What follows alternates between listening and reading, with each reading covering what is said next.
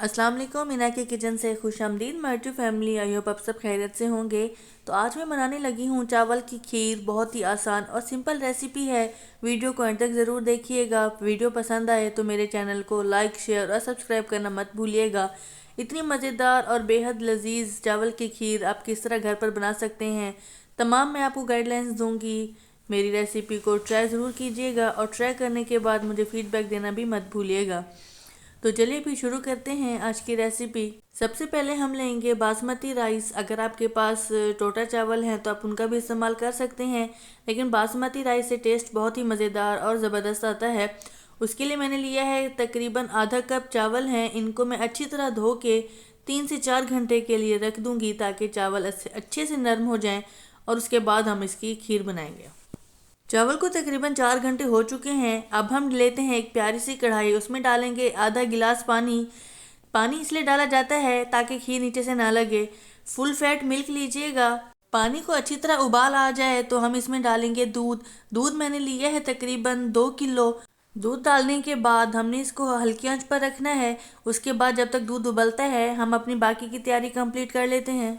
चावल को भिगोए हुए तकरीबन 4 घंटे हो चुके हैं। अब देख सकते हैं चावल बहुत ही नरम और परफेक्ट सॉफ्ट हो चुके हैं। तो अब सबसे पहले हम इनको कर लेते हैं ग्राइंडर में डालेंगे। थोड़े से पानी के साथ ही ग्राइंड कर लेंगे।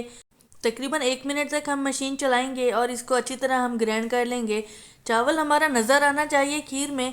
ज़्यादा पीस लेंगे तो फिर वो मज़ा नहीं आएगा जो खीर में होता है। अब देख सकते हैं इस तरह मैंने थोड़ा थोड़ा चावल थोड़ा बड़ा रखा है। तो चलिए फिर अब दूसरा स्टेप कर लेते हैं। इलायची दाना लेंगे हम 5 अदद। इसको हमने अच्छी तरह कूट लेना है और इसके जो छिलके हैं वो हमने अलग कर लेने हैं।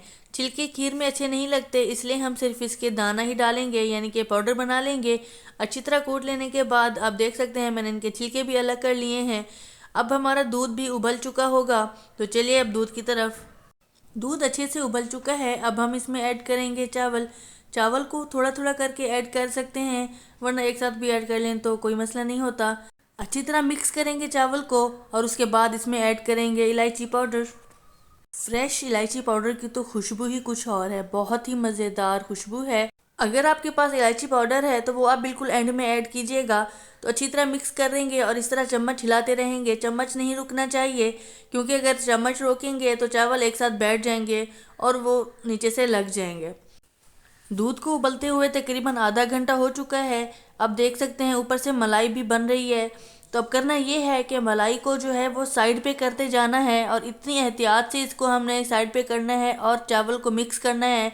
ये देखिए ताकि मलाई ना टूटे। बहुत ही ज़बरदस्त और रबड़ी खीर हमारी बनेगी। अब यही स्टेप फॉलो कीजिएगा। देख सकते हैं मलाई को कुछ भी नहीं हो रहा, वो एकदम परफेक्ट अपनी जगह पे ठहरी हुई है। तो अब हम इसको फिर मज़ीद पकाएंगे और मलाई को इकट्ठा करते जाएंगे। बहुत एहतियात से ये स्टेप फॉलो कीजिएगा। खीर गाढ़ा होना शुरू हो गई है, ये देखिए बहुत ही ज़बरदस्त और इतनी लजीज खुशबू आ रही है, मैं आपको क्या बताऊं। तो मज़ीद इसको हम पकाएंगे और मज़ीद अच्छे से गाढ़ा करेंगे। मलाई देखिए एक साइड पे जमा हो रही है, वो रबड़ी का टेस्ट देगी। अब हमने करना है एक और स्टेप, वो ये है जनाब कि हमने इसको घूटना है प्यार से और बहुत ही एहतियात से। अगर आपके पास लकड़ी का है तो आप उससे कर लीजिए। मैं नॉन स्टिकी पैन यूज़ कर रही थी तो इसलिए मैंने मैशर ये वाला लिया है। इसके साथ ही आप देख सकते हैं इसको अच्छे से हमने इसी से मिक्स करते रहना है। चम्मच आप एक साइड पे रख दीजिए, इसे मिक्स करते जाएं और मलाई को मिक्स ना होने दीजिएगा। हमने अच्छी तरह इसको मिक्स कर लेना है और घूट लेना है।